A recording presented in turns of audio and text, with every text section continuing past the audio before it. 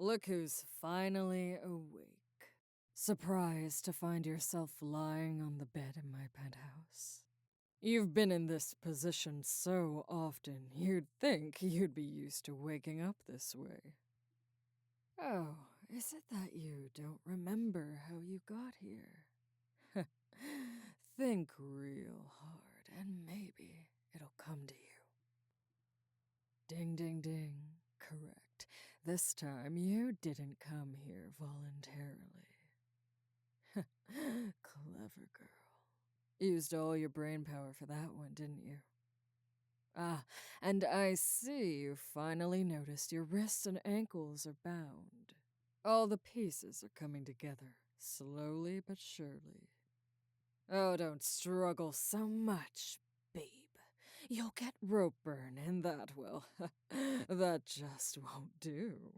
They're tied too expertly for you to wriggle out of, and even if you could, do you really think I'd let you get away just like that? I can see from the expression on your face that you've fully wrapped your head around what this is about. But let's review the sequence of events anyway, shall we? I want to make sure you understand the gravity of what you've brought on yourself. I've always been one to enjoy a good show at the theater. Such great storytelling, don't you think? So, curtains up. Act 1. Picture the scene, if you will. A gang gathered in the meeting room, poised to discuss a new rival group that's attempting to subjugate parts of their territory. Center stage, our play's lead, seated in the midst of her people, calmly explaining how they will collectively operate to slowly but surely dispose of this threat. Enter stage left, the fool, running her mouth about how the lead is taking the coward's way out by not engaging the threat head on. Proudly insinuating in front of the entire gang that perhaps the lead is too weak to run the show. A bold, stupid challenge from someone who believes she is immune to our leading lady's wrath. Amazingly, it seems that she, for some godforsaken reason, is experiencing fucking main character syndrome. Tell me, you've seen a couple of shows with me as my arm candy now. As a theater goer, how do you think this particular piece plays out? The next scene is shorter. The fool goes to bed, thinking nothing of what she's done or what her actions have wrought. In the middle of the night, she is abruptly knocked out by 2 members of the gang and wakes up, bound and helpless in our principal player's room.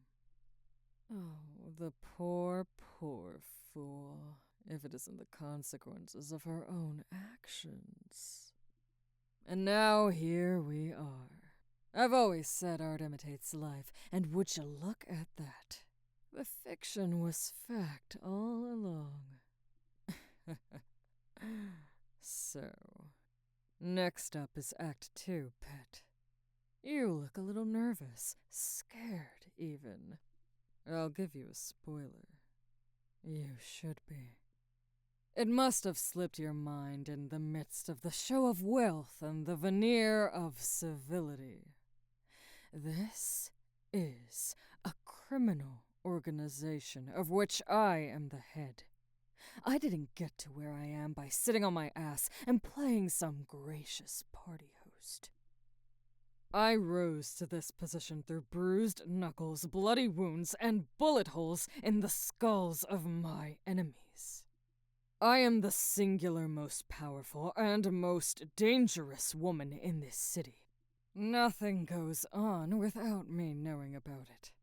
I hold law enforcement in the palm of my hand, and our half-wit mayor may as well be my puppet with all the blackmail I've got on them.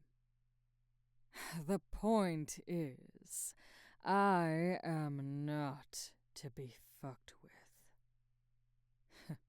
Seems like you've become a little too comfortable with our arrangement and forgotten just who exactly you answer to.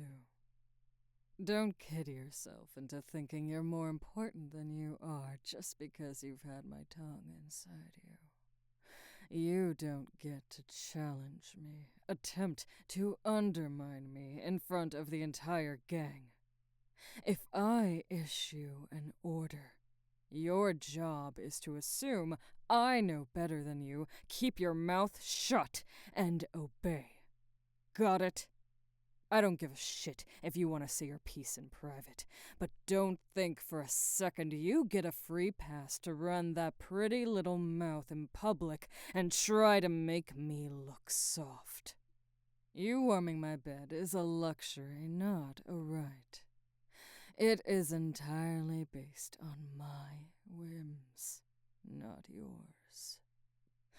But somehow, I have the distinct feeling that the message won't sink in until you've been properly punished and made to completely see the error of your ways. Oh, that's right, baby. You heard me. You thought I was rough with you before. That's cute. Now begins Act 2.